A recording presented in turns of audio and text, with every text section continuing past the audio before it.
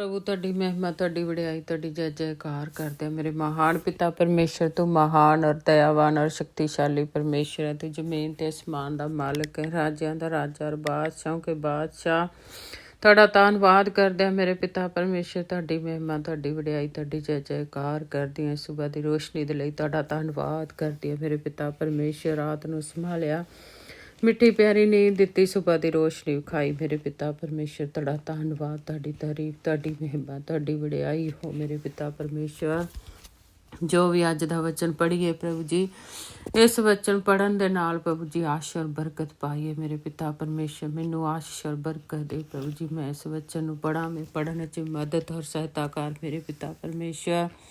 जो भी इस वचन नूं सुनन मेरे प्यारे खुदा, इस वचन दे सुनन ते आशीष और बरकत पाण मेरे पिता परमेश्वर, और इस वचन ते चल सकन मेरे पिता। मदद कर, सहायता कर एक एक दी मेरे प्यारे खुदा। असीं तुहाडा धन्नवाद करदे हां मेरे पिता परमेश्वर। तुहाडी महिमा, तुहाडी वडियाई, तुहाडी जय जयकार करदे हां। यीशु मसीह दा नाम लैके मंग लैने और पा लैने। आमीन। जय मसीह दी सारे भैणां भरावां नूं, बच्चिआं नूं जय मसीह दी। अज आपां वचन पढ़ते हैं। कहो ताते नाना प्रकार दियां विधियां अते नसीहतां। धन्नवाद करदे हां मेरे पिता। ਜਾਂ ਤੂੰ ਕਿਸੇ ਹਾਕਮ ਦੇ ਨਾਲ ਰੋਟੀ ਖਾਣ ਬੈਠੇ ਤਾਂ ਚੰਗੀ ਤਰ੍ਹਾਂ ਸੋਚ ਭਈ ਤੇਰੇ ਸਾਹਮਣੇ ਕੌਣ ਹੈ। ਜੇ ਤੂੰ ਪੇਟੂ ਹੈ ਤਾਂ ਆਪਣੇ ਗਲੇ ਉੱਤੇ ਛੁਰੀ ਰੱਖ। ਉਹਦੇ ਸਵਾਦਲੇ ਭੋਜਨ ਦਾ ਲੋਭ ਨਾ ਕਰੀ, ਕਿਉਂ ਜੋ ਉਹ ਧੋਖੇ ਦੀ ਰੋਟੀ ਹੈ।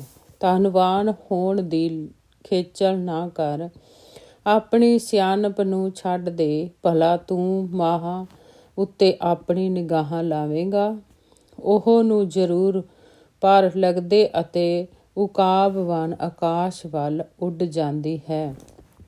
ਤੂੰ ਬੰਦ ਨਜ਼ਰ ਦੀ ਰੋਟੀ ਨਾ ਖਾ, ਨਾ ਉਹ ਦੇ ਸਵਾਦਲੇ ਭੋਜਨ ਦਾ ਲੋਭ ਕਰ, ਕਿਉਂ ਜੋ ਜਿਹੇ ਉਹ ਦੇ ਮਨ ਦੇ ਵਿਚਾਰ ਹਨ, ਤੇਹਾ ਉਹ ਆਪ ਹੈ। ਉਹ ਤੈਨੂੰ ਆਖਦਾ ਤਾਂ ਹੈ ਖਾ ਪੀ, ਪਰ ਉਹ ਦਾ ਮਨ ਤੇਰੀ ਵੱਲ ਨਹੀਂ। ਜੋ ਗਰਾਹੀ ਤੈਂ ਖਾਧੀ ਹੈ, ਉਹ ਨੂੰ ਉਗਲ ਦੇਵੇਂਗਾ ਅਤੇ ਆਪਣੀਆਂ ਮਿੱਠੀਆਂ ਗੱਲਾਂ ਨੂੰ ਗੁਆ ਬੈਠੇਗਾ।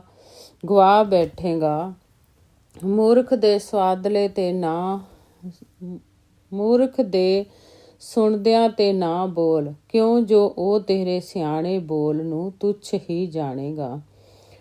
ਪੁਰਾਣੇ ਠੱਠਿਆਂ ਨੂੰ ਨਾ ਸਰਕਾ ਅਤੇ ਯਤੀਮਾਂ ਦੇ ਖੇਤ ਵਿੱਚ ਨਾ ਵੜ, ਕਿਉਂ ਜੋ ਉਹਨਾਂ ਦਾ ਛਡਾਉਣ ਵਾਲਾ ਸਮਰਥ ਨਹੀਂ।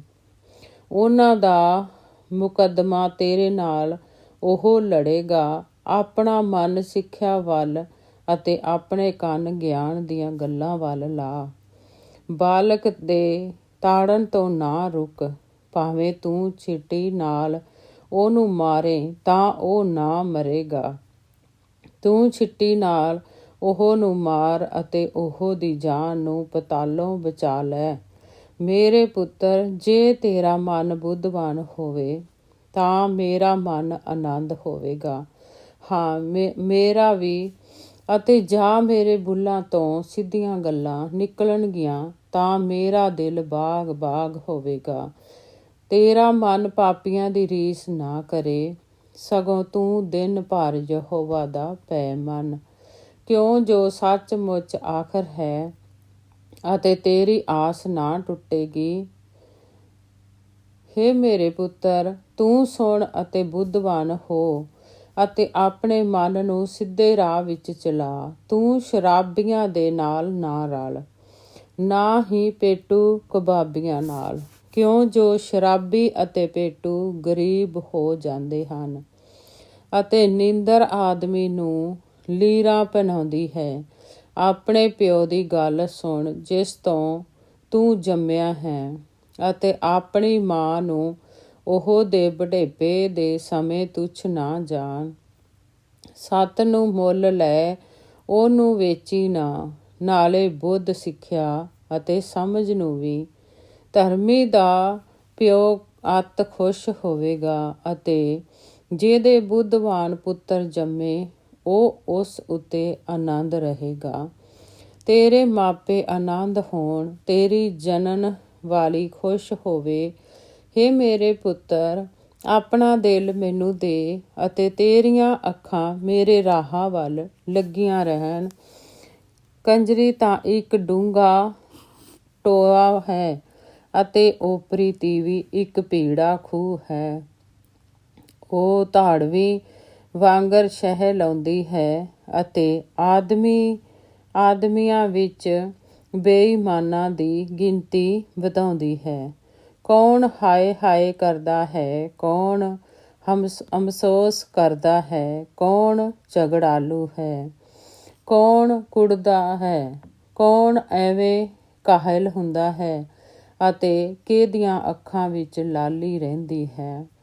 ਉਹ ਹਨ ਜਿਹੜੇ ਮੈਂ ਉੱਤੇ ਚਿਰ ਲਾਉਂਦੇ ਹਨ ਅਤੇ ਰਲੀ ਹੋਈ ਸ਼ਰਾਬ ਦੀ ਭਾਲ ਕਰਦੇ ਹਨ। ਜਦੋਂ ਸ਼ਰਾਬ ਲਾਲ ਹੋਵੇ, ਜਦ ਉਹ ਪਿਆਲੇ ਵਿੱਚ ਚਮਕੇ ਅਤੇ ਜਦ ਉਹ ਸਹਿਜ ਨਾਲ ਹੇਠਾਂ ਉਤਰੇ, ਤਾਂ ਤੂੰ ਉਹ ਦੀ ਵੱਲ ਨਾ ਤੱਕ। ਔੜਕ ਉਹ ਸੱਪ ਦੀ ਨਿਆਈ ਡਸਦੀ ਅਤੇ ਠੂੰਹੇ ਵਾਂਗ ਡੰਗ ਮਾਰਦੀ ਹੈ। ਤੇਰੀਆਂ ਅੱਖੀਆਂ ਅਨੋਖੀਆਂ ਚੀਜ਼ਾਂ ਵੇਖਣਗੀਆਂ ਅਤੇ ਤੇਰਾ ਮਨ ਉਲਟੀਆਂ ਗੱਲਾਂ ਉਚਰੇਗਾ। ਤੂੰ ਸਗੋਂ ਉਹਦੇ ਵਰਗਾ ਬਣ ਜਾਵੇਂਗਾ ਜਿਹੜਾ ਸਮੁੰਦਰ ਵਿੱਚ ਲੰਮਾ ਪਵੇ ਅਥਵਾ ਮਸਤੂਲ ਦੇ ਸਿਰੇ ਉੱਤੇ ਲੇਟ ਜਾਵੇਂ। ਤੂੰ ਆਖੇਂਗਾ, ਭਈ ਮੈਂ ਮਾਰ ਤਾਂ ਖਾਧੀ, ਪਰ ਮੈਨੂੰ ਪੀੜ ਨਾ ਹੋਈ। ਮੈਂ ਕੁੱਟਿਆ ਤਾਂ ਗਿਆ, ਪਰ ਮੈਨੂੰ ਕੁਛ ਸੁੱਧ ਨਹੀਂ ਸੀ। ਮੈਂ ਸੂਰਤ ਵਿੱਚ ਕਦ ਆਵਾਂਗਾ, ਮੈਂ ਫੇਰ ਉਸ ਦੀ ਭਾਲ ਕਰਾਂਗਾ। ਆਮੇਨ। ਪ੍ਰਭੂ ਦਾ ਧੰਨਵਾਦ ਹੋਵੇ। ਤੁਹਾਡੀ ਮਹਿਮਾ ਕਰਦੇ ਹਾਂ ਮੇਰੇ ਪਿਤਾ। ਇਹ ਵਚਨ ਪੜ੍ਹੇ ਤੇ ਸੁਣੇ ਜਾਣ, ਇਸ ਤੁਹਾਡੀ ਆਸ਼ੀਰਵਾਦ ਬਰਕਤ ਹੋਵੇ ਮੇਰੇ ਪਿਤਾ ਪਰਮੇਸ਼ਵਰ।